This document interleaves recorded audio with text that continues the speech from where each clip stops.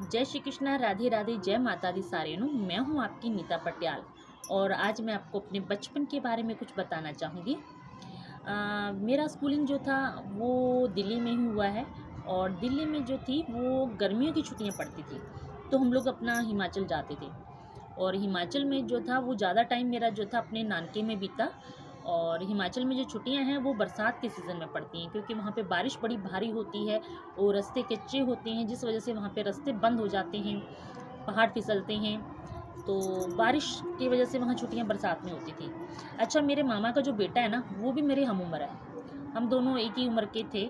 और वहाँ पे जो था जब वो स्कूल जाता था तो मैं भी उसके साथ स्कूल जाती थी। और उसका जो स्कूल था प्राइमरी तक का, वहाँ पे जो था कि 2 या 3 कमरे थे उसमें।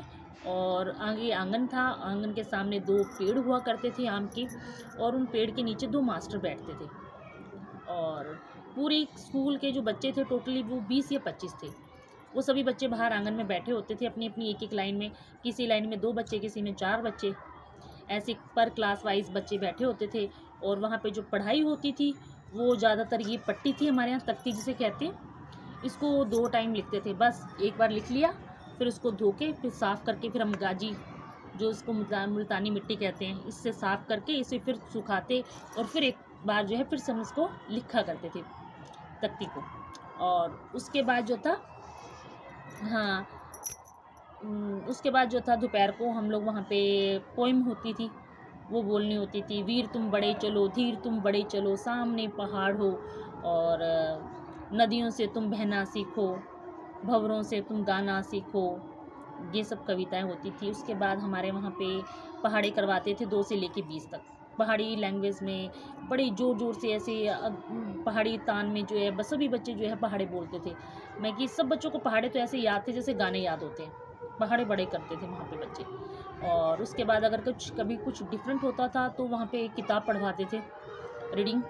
और रीडिंग के अलावा कभी कभी शुतलेख भी हो जाती थी, शुतलेख बोला करते थे, और जिसे डिक्टेशन बोलते हैं आजकल। और उसके बाद जो था हमारा घर, हम लोग 2-2:30 बजे अपने घर आते, और घर आने के बाद जो थे हम खाना खाते। और हमारे साथ एक क्लासमेट हमारी एक और थी, उगू, वो भी हमारे साथ हम उम्र थी, और वो मेरे मामा के घर के साथ में ही था उसका घर भी, 2 घर पीछे छोड़ के। जब भी हम खाना खाते थे अक्सर वो लड़की हमारे घर आती थी और हमारे साथ खाना भी खाती थी। हम लोग खाना खा रहे होते तो हम उसको भी खाना देते थे थोड़ा खाने के लिए, वो भी हमारे साथ थे। एक दिन ना ऐसे वो हमारे घर आई और मेरे मामा के लड़के ने उसको बोला कि ना हमने ना केले डाले हुए हैं अपने ऊपर घास में पकने के लिए, जहाँ हमारी पशुशाला है, नीचे हमारे पशु बनते थे, गाय भैंस बैल और बकरियाँ वगैरह, और ऊपर जो थी घास रखी जाती थी जिसमें सूखी घास और जो भूसा था, तूड़ी जिसे कहते हैं, वो रखते थे। तो हमने ना उस घास के अंदर ना अपने ना कुछ केले रखे हुए हैं पकने के लिए, और खजूर, छोटे छोटे खजूर होते हैं जंगली, तो वो हम लेके आए थे, वो हमने पकने के लिए रखे हैं। और वो मुझे मिल नहीं रहे घास में, मैं रख के ना मुझे हाथ में ढूंढ नहीं पा रहा। तो उसको कहते हैं ना कि तू चल और उसको ना ढूंढ दे, फिर तेरे को भी देंगे खाने के लिए थोड़े। वो बेचारी चली आती है, और ऊपर चढ़ने के लिए ना लकड़ी का जीना था, तो वो लकड़ी के जीने से ऊपर चढ़ जाती है। और मेरा मामा का लड़का जो था वो 2-3 सीढ़ियाँ चढ़ के ना उसको डायरेक्शन बताता है कि यहाँ नहीं, इधर इधर इधर इधर देख, थोड़ा सा इधर इधर वाली, हाँ इधर इधर इधर है।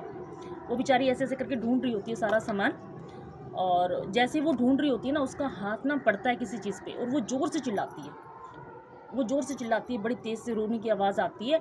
और मेरा मामा का लड़का फटाफट जो 2-3 सीढ़ियाँ चढ़ा हुआ था ना वो सीढ़ियों से उतरता है, छलांग मारता है, और वो जो जीना था ना उसको साइड कर देता है। और वो लड़की, वो बेचारी रोते हुए ना ऊपर से ही छलांग मार देती है नीचे बिना जीने की, और रोते हुए ना उसका घर जो था वो हमारे घर के पीछे था, तो वो हमारे घर के आंगन से जा रही होती है, और मेरी मम्मी भी वहीं होती है आंगन में।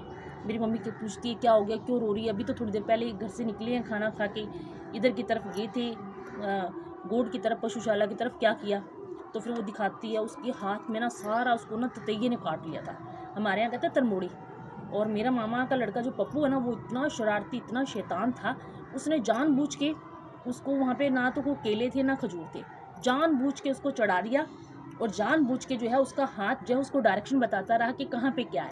और उसको पता था कि वहाँ पे एक बड़ा ततैये का छत्ता है, और उस लड़की ने बेचारी ने ढूंढने के चक्कर में, उसको तो पता नहीं था उस ततैये के छत्ते पे हाथ मारती, सारे ततैये ने उसको काट लिया, उसको सारा सूज गया उसका हाथ। मेरी मम्मी को थोड़ा सा ये पता था कि भाई उसका मंत्र वगैरह कुछ जानते थे कि मिट्टी से ऐसे ऐसे करके थोड़ा मंत्र लगा देते हैं ताकि सूजे नहीं, और जो उसकी जो उसके दर्द हो रहा है वो थोड़ा कम हो जाए, जो उसके चन्नाटे बज रहे हैं। तो इस तरीके से जो बड़ी शरारती करता था, बड़ी शरारती करता था। और बचपन में हमने चोरियाँ बड़ी की।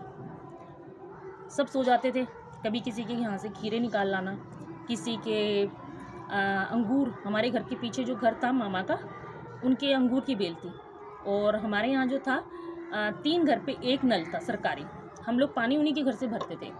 तो पानी भरने के लिए जब भी जाते, नल के नीचे बाल्टी लगाते और देखते आसपास में अगर कोई घर में नहीं दिखता है तो अंगूर का गुच्छा तोड़ लिया करते थे। और खेतों में भी जाते थे तो बड़ी शरारतें किया करते थे हम लोग, किसी के आलू बुखारे निकाल लेने किसी के यहाँ से, किसी की नाशपातियाँ चोरनी, किसी के अमरूद तोड़ लेने, बड़ी चोरियाँ करते थे उस टाइम पे, केले तोड़ लेने।